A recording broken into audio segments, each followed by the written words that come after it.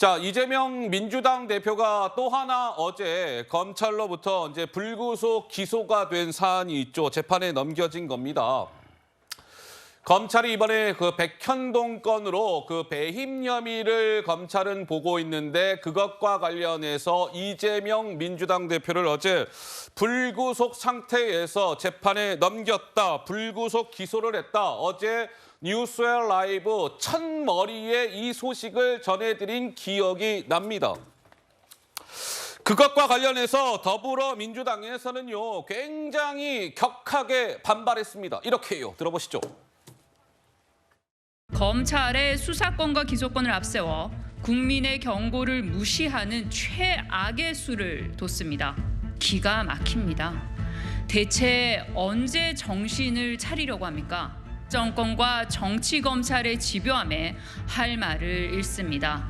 강서구청장 보궐선거의 패배 후 윤석열 정권의 첫 응답은 정적주기이었습니다.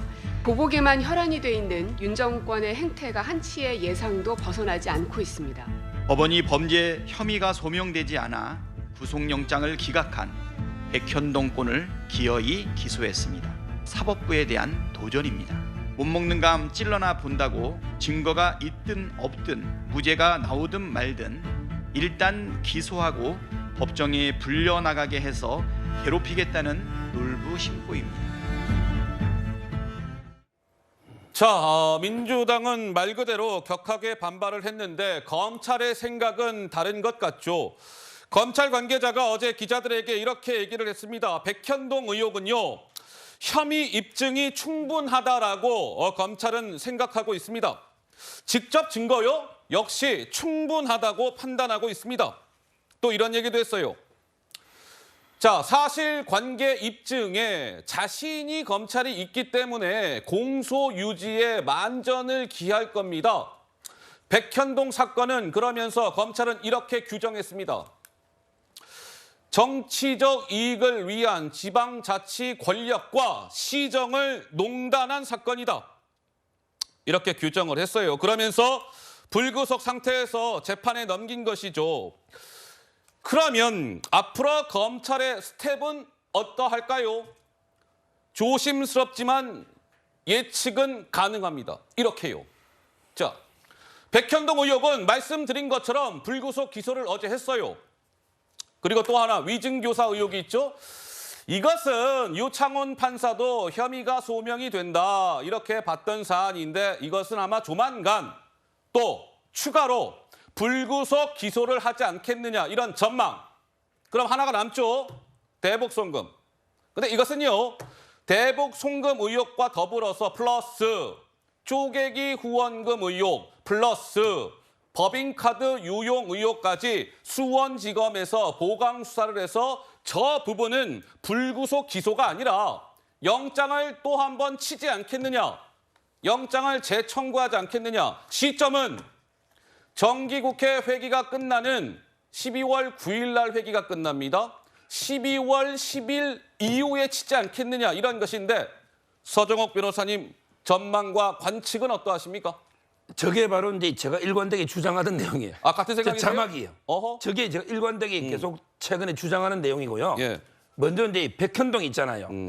이거 유창훈 판사가 이제 그 영장 기각 범백의 모순이에요. 유창훈 판사는 뭐랬냐? 상당한 의심이 드는데 또 직접 증거가 부족해서 소명이 안 됐다. 네. 이게 말이 안 돼요.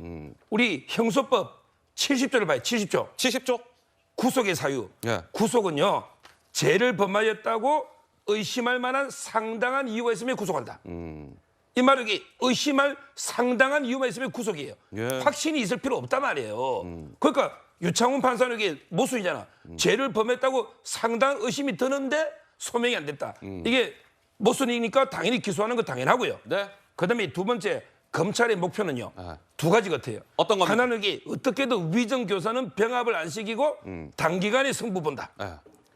왜 위정교사부터 하면 또 이게 이재명 대표 측에서 병합해달라 할 거 아닙니까? 그러니까 이제 백현동 하나는 병합해주고 예. 재질이 비슷하니까 그럼 재판이 진행됐잖아요. 예. 근데 위정교사는 단독 사건의 전액 별개 성격이죠. 예. 따라서 위정교사는 병합 안 되게 별도로 기소하면 몇 달 내에 결과 논다. 네. 그러면 그것만 해도 집행유예 이상 넣을 수 있는 범죄다. 어허. 검찰은 병합을 어떻게든 막으려고 예. 위정교사를 늦게 하는 거고요. 백현동은 병합시켜주고 예. 그다음에 두 번째 검찰의 목표는 쌍방울은 구속하든 안 하든 수원에서 승부 본다. 수원에서 승부 본다. 서울이 아니고. 어허. 왜 모든 관련자들이 수원에서 재판받고 이미 구속이 돼 있습니다. 예. 이화영부터 김성태, 안부수, 경기도 신모협력국제 다 구속돼 있죠. 예. 따라서 수원에서 다른 거하고 이게 벅 하나 쪼개기 뭔가 뭉쳐서 영장을 재청구하든 네. 아니면 이게 불구속 기소하든 중요한 건 이게 수원에서 수사해서 수원에서 재판받는다. 그러면 이재명 대표는 서울 왔다, 수원 갔다, 왔다 갔다 훨씬 이게 힘들 거 아닙니까? 그게 저는 검찰의 목표로 봐요. 예, 우리 서재현 대변인님. 네, 저는 개인적으로 검찰 진짜 한번 MBTI 검사 한번 해봤으면 좋겠는데 무슨 검사요? MBTI 검사요. 아, 네. 예, 너무 즉흥적이다. 왜냐하면 이제 검찰의 수사가 체계적이어야 되잖아요. 그리고 논리적이어야 되지 않습니까? 네. 저희들이 한 1년 정도 보면 저도 주장했습니다. 저는 법조인도 아닌데 왜 백현동과 쌍방울 대북송금을 함께 묶냐. 백현동 땅을 쌍방울에 판 것도 아닌데 그냥 다 따로따로. 그래서 민주당이 비판받아서 8월에 비회기해서 영장 청구 따로 하러 했는데 그때 병합해야 된다. 왜 사건이 연결돼 있다. 그런데 기각돼서는 이제는 기소를 이렇게 어떻게 보면 분리해서 하잖아요. 그러니까 네. 나누고 합치고 곱하고 하는 거는 검찰의 어떤 재량이지만 그 기준이 명확해야 되고 즉흥적이어서는 안 된다. 그런데 더 문제는 무엇이냐면 예. 검찰이 백현동 사건을 대장동과 또 병합한답니다. 그런데 대장동은 다 아시겠지만 지금 공판 기일만 6개월 해서 이제 재판 시작하는데 어떻게 그 법원이 그 대장동도 엄청난 그 20만 부 되는 그걸 조사하고 한 게 6개월인데 백현동하고 왜 갑자기 병합을 검찰이 시도할까요? 그러면 저는 법원이 네. 정말로 그 능력자가 아니면 이거를 할 수가 없는 겁니다. 네. 그러면 제가 어떻게 생각하냐면 예. 법원이 이거는 받아들일 수 없겠죠. 예. 그러면은 검찰은 어떻게 이야기한다? 그러면 사법부와 이재명의 한 몸통인가 혹은 기각에 대해서 불복하느냐 이런 저는 명분 쌓기가 될 수도 있다는 오해를 충분히 사기 때문에 예. 저는 검찰이 이제 즉흥적 수사가 아니고 체계적, 알겠습니다. 논리적으로 해서 예. 이렇게 수사를 해야 되고 기소를 해야 된다는 말씀을 꼭 드리고 싶습니다. 아니 자, 잠깐만 네, 잠깐만 말씀하세요. 네. 이게요 병합해 주는 거는 일반적으로 피고인의 이익을 위해서 다 병합을 해줘요. 근데 지금 대장동 사건의 피고인이 이재명 정진상이에요. 백현동도 이재명 정진상이잖아요. 그럴 때는 비슷한 내용이면 이거를 갖다 병합해주고 보통의 경우에는 피고인 측에서 피고인의 변호인 말하자면 이재명 대표 쪽에서 병합해달라고 사정하는 게 바로 대부분의 일이에요. 근데 지금 오히려 저는 정말 너무 이해가 안 되는 게 적반하장식으로 왜 병합했냐고 지금 얘기하는 거잖아요. 네. 그래서 저는 검찰이 굳이 피고인의 이익을 위해서 병합해 줄 필요가 없어요. 그냥 따로 기소해버려야 돼요. 예, 그래야지 나중에 분명히 그러면 이재명 측에서 그럴 겁니다. 병합 기소해달라고. 왜 병합 안 해줬냐고. 다른 피고인들은 다 병합해주면서 왜 우리는 안 해줬냐고. 아마 이렇게 또 따지고 들 겁니다. 알겠습니다. 이제 공은요. 법원으로 이제 넘어갔습니다. 지금까지는 이재명 대표 측과 검찰과의 뭐 승부였다면 이제 검찰이 공을 재판부로 넘긴 겁니다. 기소를 한 것이니까. 그럼 판사들이 이제 판단을 하지 않겠습니까? 지켜보겠습니다. 이재명 민주당 대표의 사법 리스크다 이런 얘기는 많이 들어보셨을 텐데 요즘에는 이 재판 리스크 아니냐 이 단어가 종종 등장을 합니다. 지금 10월 달 이번 달만 보더라도 10월 13일 오늘 선거법 재판이 예정이 되어 있는데 말씀드린 것처럼 피고인 이재명 대표는 오늘 나오지 않았고 다음 주에는요 2번의 재판이 예정이 되어 있습니다. 대장동 외일의 성남FC 관련해서 10월 17일, 20일 이렇게 한 주에 2번 지금 재판이 예정이 되어 있어요.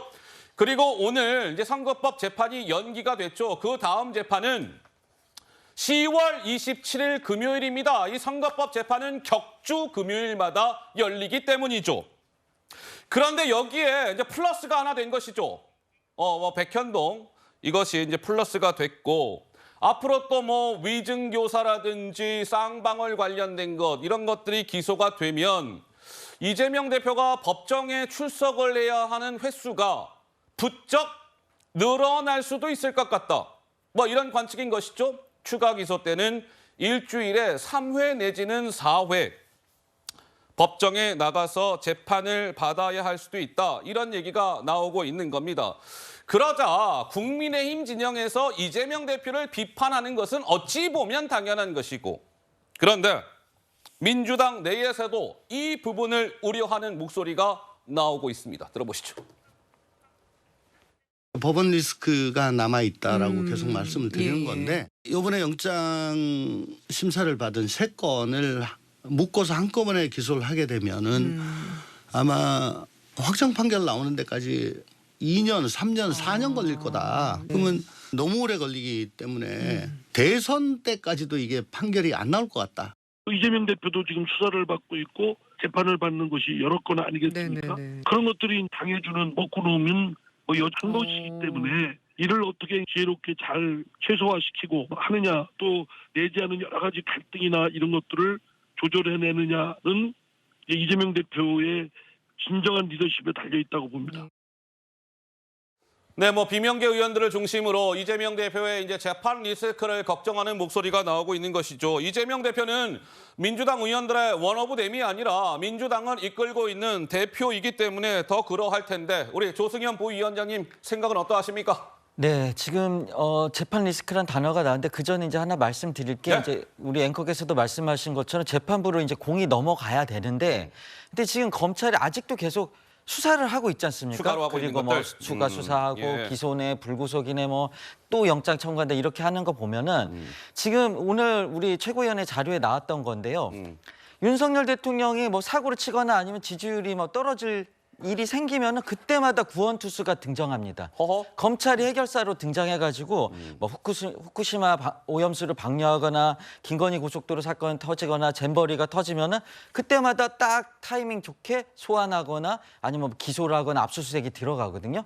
검찰이 이래서 정치 검찰이라는 비판을 받는다.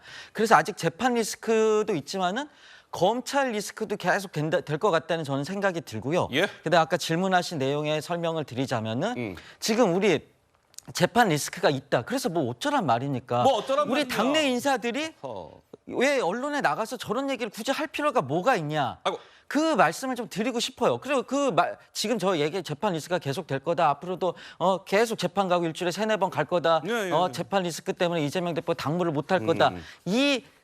이 문장 뒤에는 가로 안에 그게 있습니다. 내년에 나의 선거에 걸림돌이 될 것 같다. 그거 치워버리고 싶다 이거겠죠. 그리고 또 이재명 대표 체제에서 아래서는 내가 공천받기 힘드니까 이재명 대표는 날리면 하고 싶겠죠. 예. 그게 이제 가로 안에 들어있다 이 생각이 들고요. 예. 우리가 적어도 당이라는 민주당이라는 공동체 안에 구성원이라면은, 그리고 당직자라면은 우리 민주당 당원들의 뜻을 존중을 해야 됩니다. 우리 당원들이 분노하는 지점이 뭔가를 이해를 해야 됩니다. 예. 그래서 당장의 나의 선거, 나의 이해관계, 나의 이익보다는 당원들의 뜻에 따를 것을 좀 충고드리고 싶습니다. 자, 더불어민주당에서는 이제 어제 민주당 이재명 대표에 대한 추가 기소도 있고, 그러자 한동훈 법무부 장관을 겨냥하는 목소리가 어제 오늘 쏟아져 나왔다, 이런 표현을 써도 과언이 아닐 정도로 목소리가 많이 나왔습니다. 직접 들어보시죠. 민심은 윤석열 정부의 국정기조를 전환하라고 요구하고 있습니다. 총리의 해임, 법무부 장관의 파면, 부적격 인사에 대한 철회부터 시작해야 합니다. 한동훈 장관은 이 인사 검증에 대한 책임을 좀 져야 될 것입니다. 분명하게 경고합니다. 인사 검증에 실패하고 무리한 검찰 수사를 진행하고 있는 그것에 책임 소재를 갖고 있는 한동훈 법무부 장관의 리스크다, 이렇게 이야기를 합니다. 인사 실패, 기꺼이 책임지겠다던 한동훈 장관은 어디 갔습니까? 한동훈 장관의 드라마틱한 엑시트를 지켜보겠습니다. 자, 더불어민주당에서는 이제 한동훈 장관의 파면을 요구하고 있고 자진 사퇴 이런 것들을 요구하고 있는데요. 글쎄요, 더불어민주당이 한동훈 장관을 향해서 탄핵 카드를 직접 꺼내 들지는 지켜봐야 할 것 같습니다.